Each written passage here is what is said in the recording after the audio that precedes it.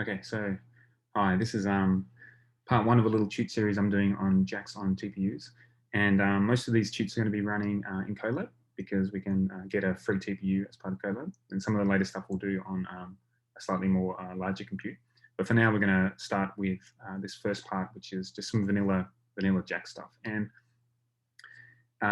even though I've already mentioned this idea that we can do things on TPUs or GPUs or whatever, for this first sort of piece, and just to illustrate things, I'm actually going to run things on synthetic CPUs because we can tell jacks to sort of use, in this case, 8 CPUs, and you'll see why we use 8 in a second.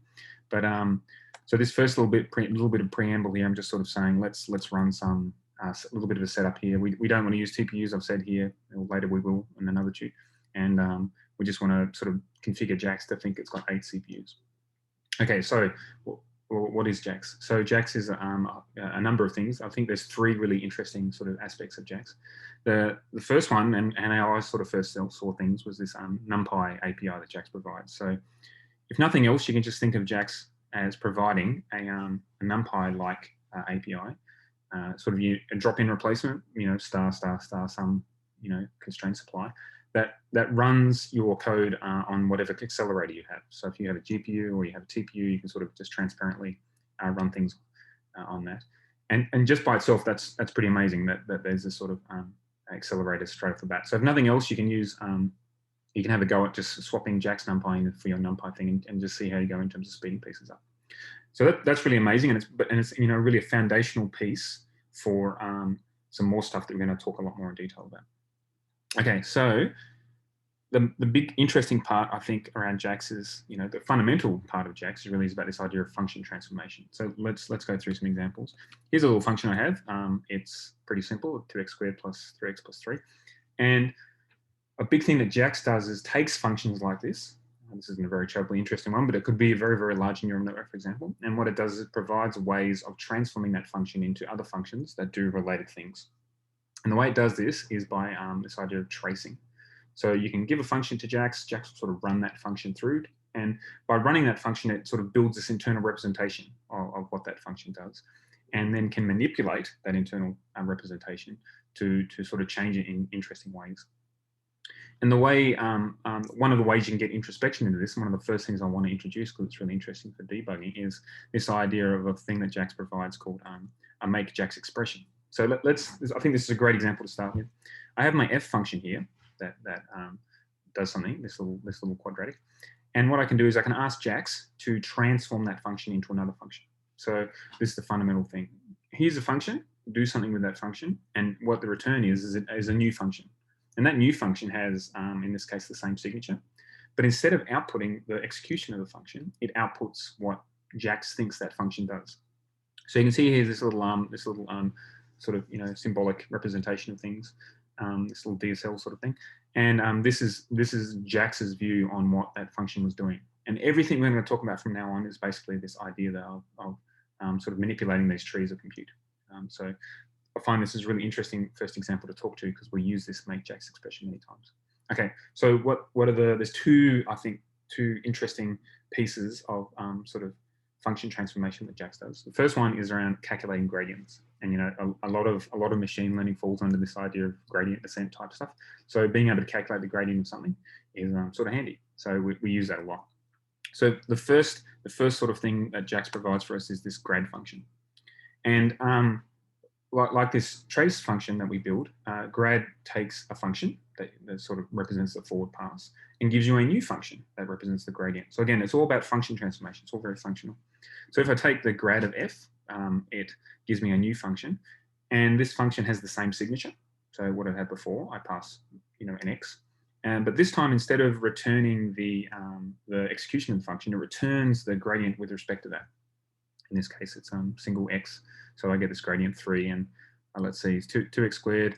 So I bring down the 2, that's 4x, so 4 times 3, 12, plus the 3 here, so 15. So it's doing the right thing.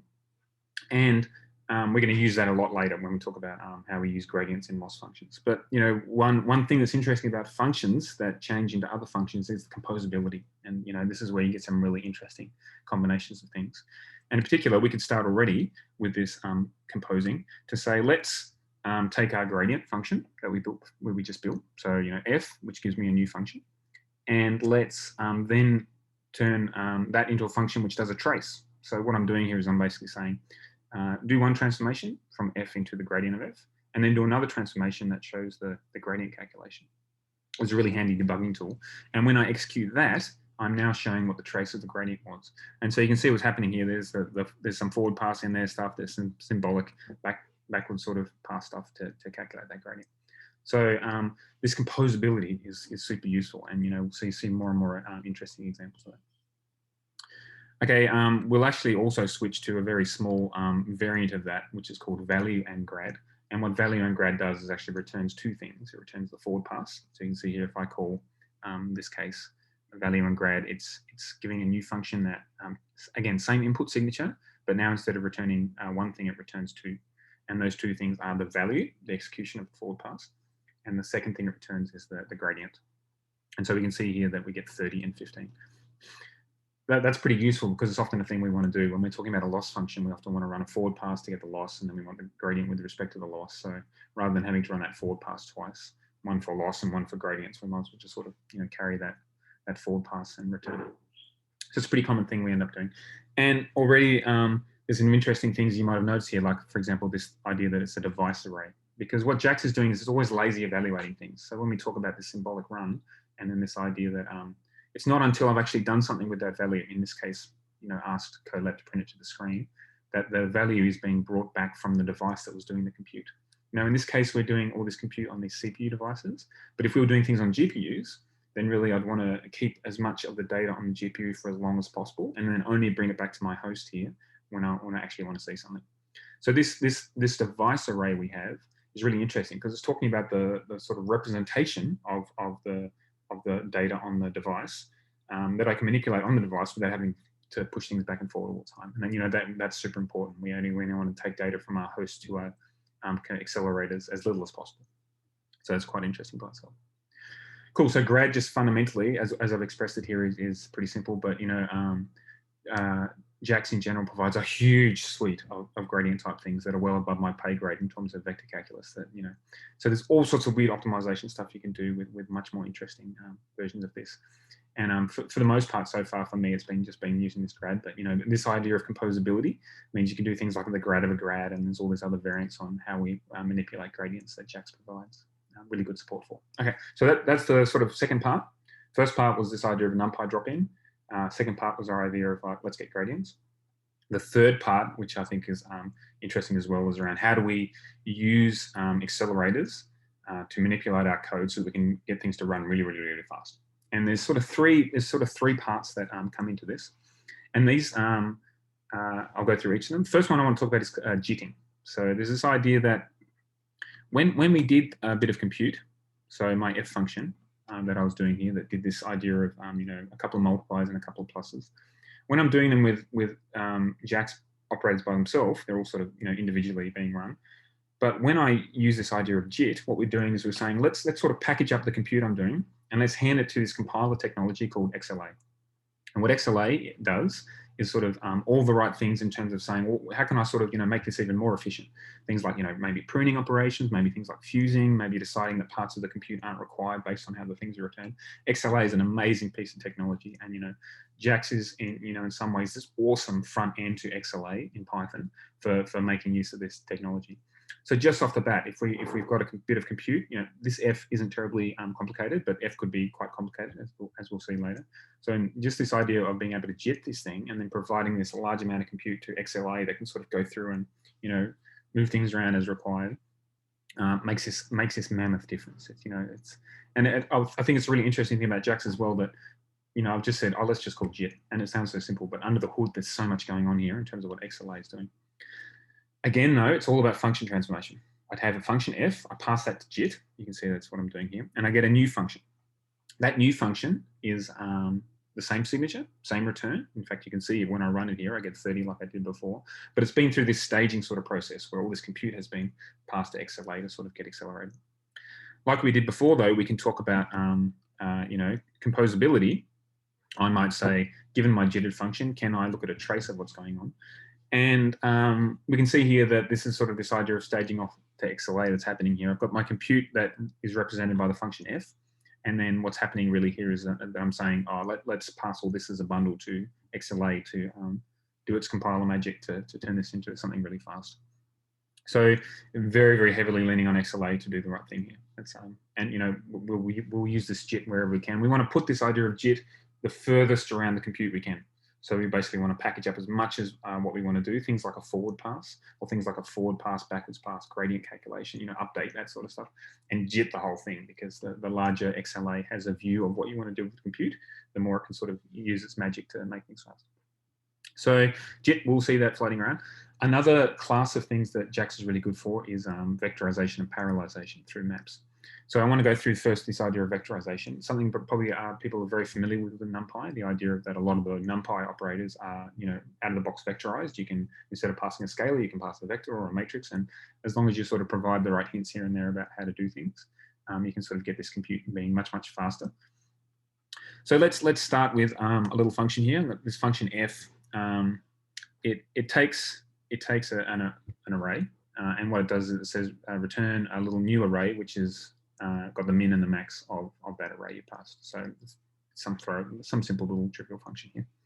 If I run this little function with a 2x3 matrix, what do we get? Well, the min and the max, as we can see, 0 and 5 here. So hopefully that does the right thing, 0 and 5. So I'm passing over this 2x3 matrix, and I'm sort of saying, what's the min, what's the max? Return that in a little 2-tuple here. Cool. So let's say now I wanted to run this little function on a batch of 4 lots of this 2x3 matrices.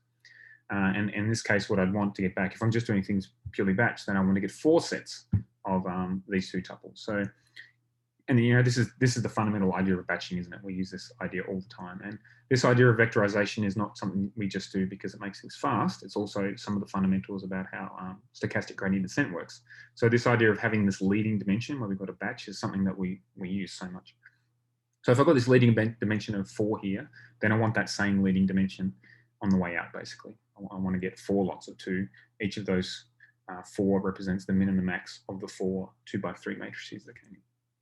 Cool. So if I generate a little bit of data like that, so I'm just, you know, here's my 4 lots of 2x3. If I pass this to f directly, it doesn't do exactly what we want. It does what we told it to, not what we want. And that in this case is the min and the max. And so the min and the max is 0 and 23 here. And that's because the operators, min and max, go over the global set. They go over the entire thing that you passed it. Now, we could totally fix this in our original function just by being explicit about the axes we care about. And, you know, I think a lot of people are familiar with this. As you have a piece of code, it gets more complicated. If you want to vectorize it, you've just sort of got to be careful and go through that code and make sure the right axes is being passed here and there, just to make sure that the operators that you're providing are operating on the right context, especially around batching. So we could fix this. We could totally fix this, but we can just use this function called vmap to JAX provides to be much more explicit about what we want to do. Okay, so what vmap does, just like all the other things we've talked about so far, vmap takes a function and gives you a new version of a function. You know, again, there's fundamental things, the way that JAX operates. vmap, though, behaves a little bit differently because so far the things we talked about, the sort of the signature of the function that was returned stayed the same. So when I said grad, for example, the grad function that JAX gave us had the same input signature as the f function. Now things are a little bit different. The function that was returned here, this vf, has an expectation that the data being passed to it has this leading dimension. And that leading dimension was by default. We'll talk more and more about how maybe we can configure that to be different. But you can see here, this has done the right thing. It's vectorized that function call, which worked on a 2x3 to return the 2-tuple. And it's sort of done the right thing without me having to go through and sort of plumb the right axes.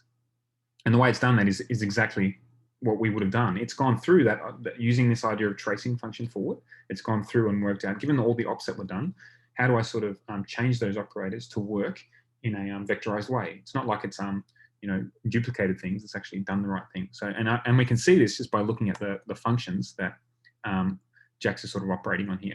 So let's look at the JAX expression of f. So this was the one that just took 2 and 3.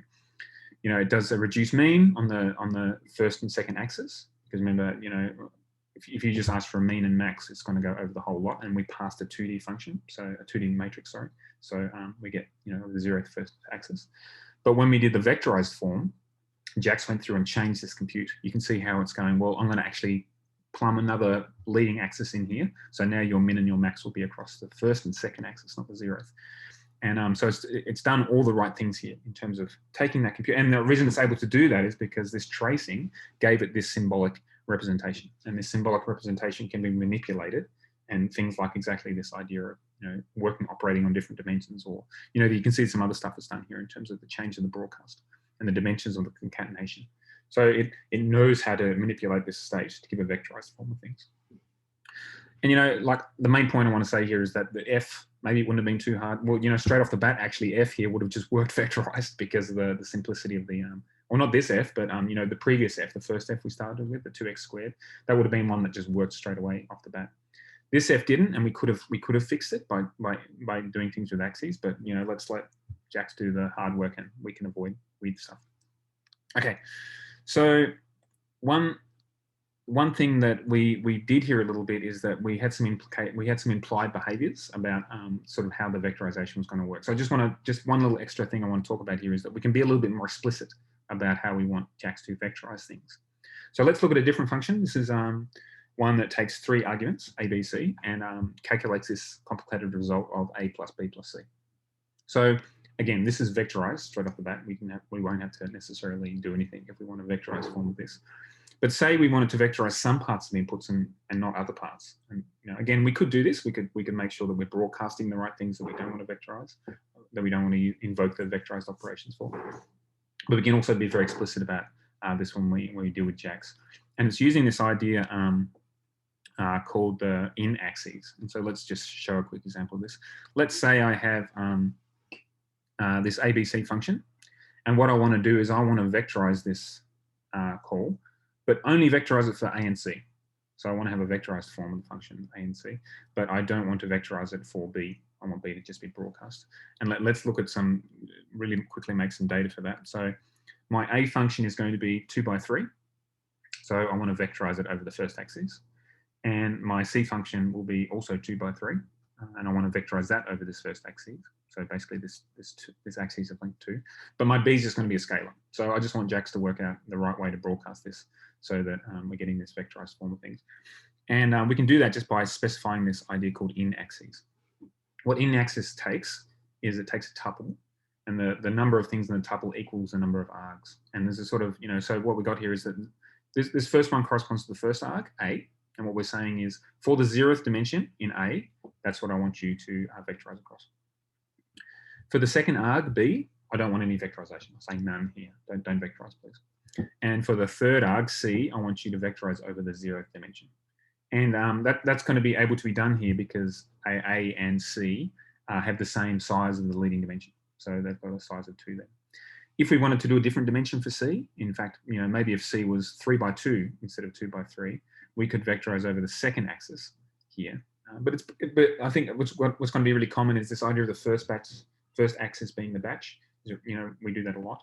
So almost all the examples we're going to talk through here, in this in axis, we talk about it'll either be 0 or none.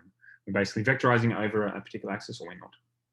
And when we do this, this vectorization, we get what we expect.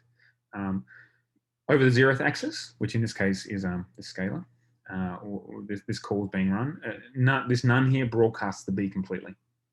So we're getting basically this first row plus this second row plus an equal contribution of B across the way. And we do that for the second lot as well. So for this lot, and again, a whole bunch of Bs. So we're gonna use this in axes a lot with vmap to talk about the representation of the function we want to do in scalar form. And then we're going to use vmap with in axes to talk about the different ways and different sort of parts of the parameters coming in we want to vectorize. And again, the composability, this is great. We can compose this arbitrarily with whatever we want. And so we might wrap a JIT around the whole thing. And in this case, maybe again, there's not a lot that XLA would potentially do with this because it's sort of already ready to go in terms of operation fusing and stuff. But you know, again, this composability means that we can take a function, very simple function like f, we can vectorize it in the form we want, and then we can pass it to XLA to say, now that you've got a vectorized form of this scalar, what was expressed as a scalar function, do your magic. So very, very, very powerful. Okay, so that's vectorization. The last one for this tute we're going to talk about is parallelization. And this will come into play more and more as we get more and more compute devices. And in fact, this idea of parallelization is why at the very start I talked about, let's sort of synthetically set up a machine that has 8 CPUs. Because what parallelization is about, parallelization is around this same sort of idea as vmap, but instead of sort of representing parallel compute by pushing the compute into the actual function, pmap, which is, this is amazing.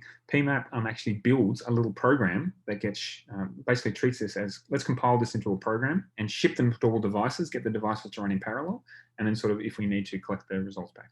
So pmap has the same sort of idea as vmap, but instead of it changing the function, we're actually sort of using XLA to push this function out to the devices to run in parallel. And, if you've only got one GPU, the pmap's not going to really help you much. But where this really starts to shine is when you've got multiple GPUs, for those people that have them, or straight off the bat, multiple when you start to deal in the TPUs. Because even the smallest TPU will give you 8 devices. So straight off, unless you're doing something that makes use of those 8 devices, you're actually going to just be living on the land of one of those cores basically doing work. pmap gives us the ability to express this form of vectorization, but in a way that runs across maps, runs across devices, sorry, in a really simple way.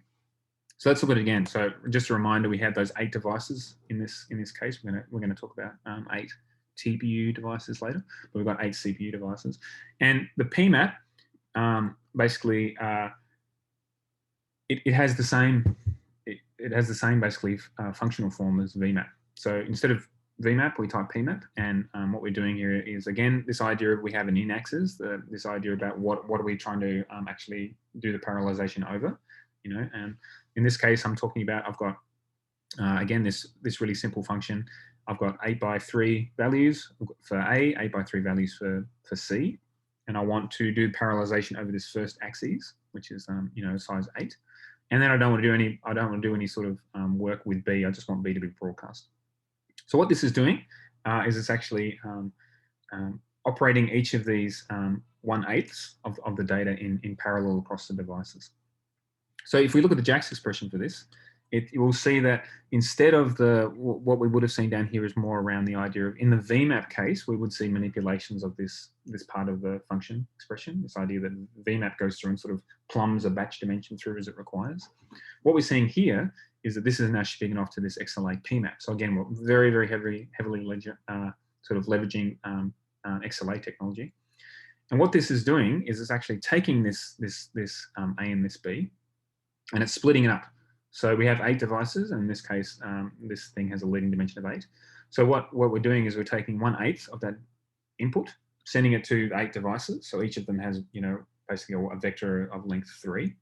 It's also pushing the compute to the devices. They run that in parallel. And in this case, we're actually asking for, asking to materialize it back.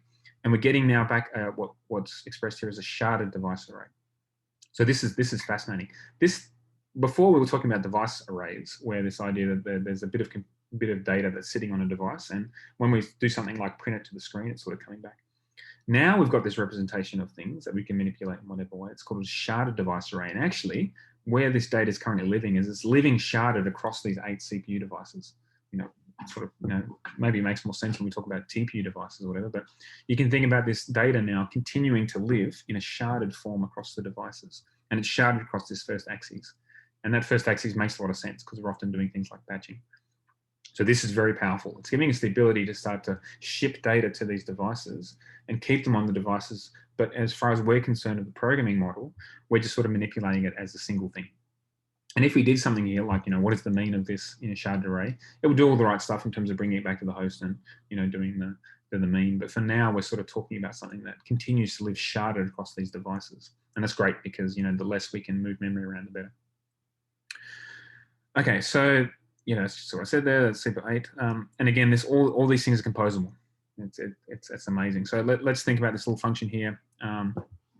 Again, we're talking about a map mole. and then an add. So we can multiply a by b because the ijk rule here, the inner dimension matches, and then we just add a c on the end.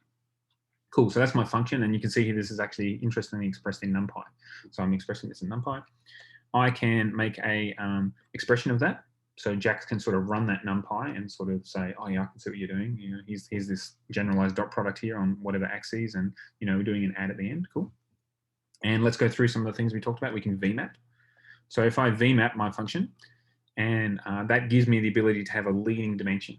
And in how does vmap do this? Well, that's something that's already in some ways supported by the operators we talked about here, as long as you get the dimensions right.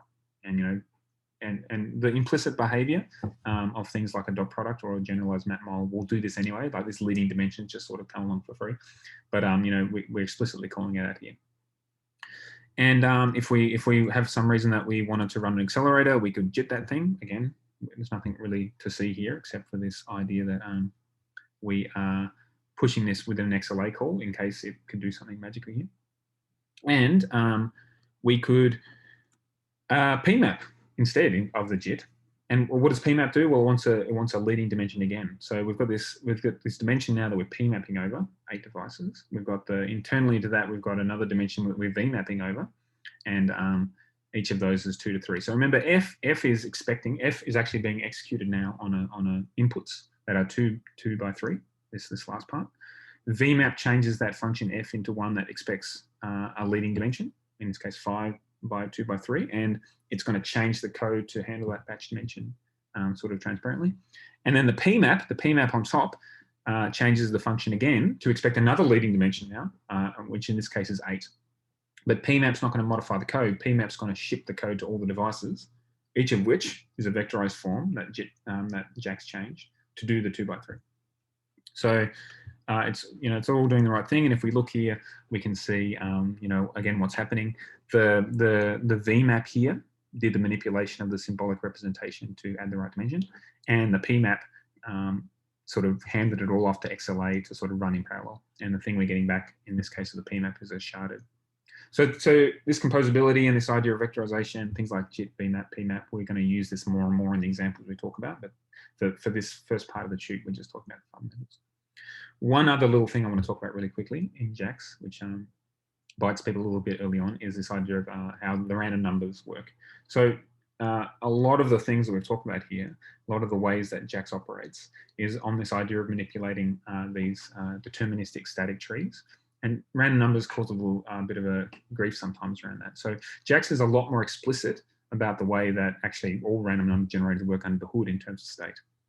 So rather than maybe we're used to things like just other stuff in Python where we've got stateful random number generators where we can call multiple times, and internally it's keeping the state around where things are up to, so to speak. And we can use seeding to sort of start it in the right place if we want reproducibility. But for Jax, you've got to be much more explicit about this. So if I have a key here and I ask for a random number, it's sort of, you can think of this key sort of being like a bit like a seed. If I call this multiple times, I get the same value, which is sort of like the seeding behavior. But we have to be much more explicit about the way that the random number generator sort of progresses forward. And so it's not too bad, but just want to call it out here. This idea that we start with a key, and what we have to do is be more explicit. Especially if we're in the land of vanilla Jax, a lot of frameworks will start to try to hide some of this stuff for you, but it's good to know what's happening under the hood. We have to do an explicit split of the key. So this is actually the standard thing that happens. You've got a key, you sort of split it into 2 new random keys, and you sort of keep one of those as the new key, and you use the other to do the compute. So there's a little loop here that we're saying basically split the key into a new key and one that we'll just use for a little bit of compute. This is key 1 and 2. This is actually what's happening under the hood with a lot of random generators anyway. So I just wanted to call that out because we'll see that a little bit later. Okay, so that was part 1 when we talked about some simple Jax. In the next shoot, we're going to talk about using these fundamental things to solve a really simple linear equation.